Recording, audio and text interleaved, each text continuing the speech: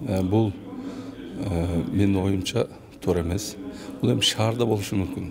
Шаар жерлеринде. Айыл жерлеринде бул өтө чоң көйгөй болуп калат. Нике күбөлүктөрү жок учурлар болуп калат. Же болбосо иштеген кызматкерлер жок болуп калат. Анда эмне элибиз күтүп туруш керекпи? Ал туура эмес.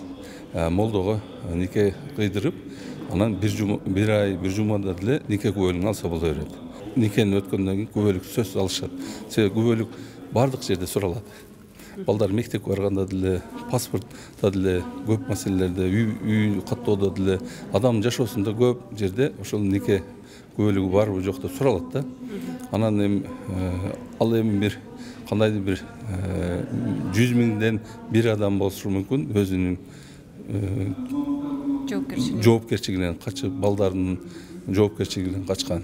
Андай санда эле. Жанагы экинчи, үчүнчү, төртүнчү кылып алып алган аялдарды нике кыйдырып эле алып туруп, ал балдарды төрөтүп атат дагы, балдардын укугу тебеленип калып атат. Биринчи никедеги гана балдар атасынын мурасына ээ болот дагы, экинчи, үчүнчү, төртүнчү аялдан төрөлгөн балдар эч нерсеге ээ боло албай калат. Эгерде атасы эле өзү билип эле камсыз кылып аларды ынтымакчылык менен бөлүштүрүп, камсыз кылып ар тараптан колдоого алганы болбосо, колунда жок адамдар төрөтүп коюп эле балдарга жоопкерчиликти албасын, же үйү жок, же балдардын окуусуна карабай, балдардын тарбиясына карабай, балдар талаада калып атат. Ошон үчүн жалгыз бой энелер балдарын жетелеп, же үйдөн жок, же күйөөдөн жок, же балдар тарбиялашкан жок, же материалдык жактан жардам жок, кыйналып калып атат. Ошон үчүн мен алдын ала нике кыйып, жашап кийин күбөлүк алып алат дегенге мен макул эмесмин. Анда каалагандай мезгилде молдолор никесин кыйып берип коет да, жашай берет. Бүгүнкү күндө ошондой болуп атат да.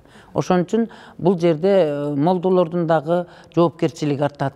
Себеби милдеттүү түрдө болуп аткандан кийин экинчи, үчүнчү, төртүнчү кылып көрүнгөнгө нике кыя бербейт молдолорубуз дагы. Бул жерде үй бүлө күтүүдөгү темирдей тартип орнойт. Мыйзам милдеттүү түрдө мыйзамды кабыл алып берсек, жанында жоопкерчилик болот.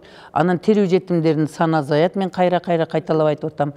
Үй бүлөгө болгон жоопкерчилик болот. Анан ажырашса дагы алиментин төлөп, ата өзүнүн милдетин аткарып, алиментин төлөп берет. Жалгыз бой эне дегендин саны көбөйүп кетти да. Ошондуктан бир жылда бир 30 миңден ашык балдар төрөлгөн болсо, ошонун 40% атасыз төрөлгөн балдар болуп, бир 60% мыйзамдуу аталуу төрөлгөн болуп, бул деген өтө коркунучту жаратат да. Үй бүлө кура турган улам менен кыз адегенде өздөрүнө абдан керек болсо медициналык кароодон өтүп, өздөрү эки тараптуу келишим түзүп, кийин соң өздөрүнүн алдында жоопкерчиликти коюп, даярданып, анан бардык жактан төп келип, үй бүлө күтүүгө даярмын деп өзү жоопкерчиликти мойнуна алгандан кийин келип, никеге турууга арыз жазып, никеден күбөлүгүн алып, мыйзамдуу экөө үй бүлө болуп түзүлүптүр. Анан кийин никеге кыйдырып, мусулманчылык жолунда никеге кыйдырып, анан үй бүлө күтө турган болсо, ошондо бул үй бүлөнүн ажырашуусуна дагы бир топ бөгөт койгон болот. Алардын демилгеси балким туурадыр. Бирок эми жеке алып келгенде ар бир киши өзү чечиш керек да, кандай кылат. Эми мен ойлойт элем, ошол чындыгында ниети түз болгон ошол жаштарыбыз, ошол үй бүлө курабыз деп, ошол бирге жашайбыз дегендер, ошол албетте ошону өздөрү эле өтүш керек да. Бул мыйзам түрүндө деле эмес эле, өздөрү үчүн деле пайдалуу деп мен ойлойт элем. Ошондуктан мен ал нерсени колдойт элем да. Биздин жаштар дагы башында жакшыраак ойлонуш керек да.